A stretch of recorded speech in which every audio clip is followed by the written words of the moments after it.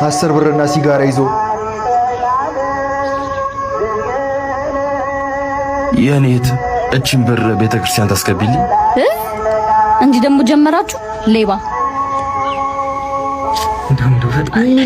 አሁን እንደዚህ ይባላል ቤተክርስቲያን ሳልመሽ ወጥተሽ አቤት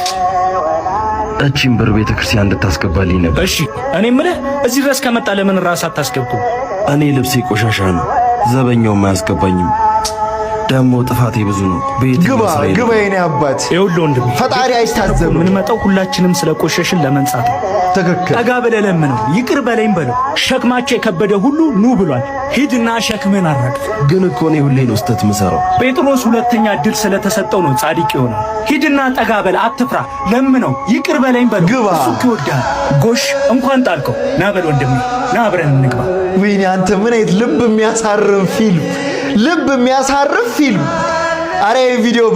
ላይካችሁ የታለ ያራዳ ልጆች ቤተክርስቲያን ሁላችንም ማንም ንጹህ ሆኖ ቤተክርስቲያን የሚገባ የለም ሁላችንም መደፋችንን ለማራገፍ ነው ቤተክርስቲያን የምንገባውና እንደው ልባችሁ ቤተክርስቲያንን እየናፈቀ በሩ ላይ ደርሳችሁ የምትመለሱ ሰዎች ካላችሁ በዚህ አጋጣሚ ግቡ ምንም አይቀነስባችሁም ግቡ የምታተርፉት ነገር ነው የሚኖረው ሲጀምር ፈጣሪ የኃጢአተኞች ወዳጅ ነው ለዛ ነው ለሁላችንም ወዳጅ የሆነው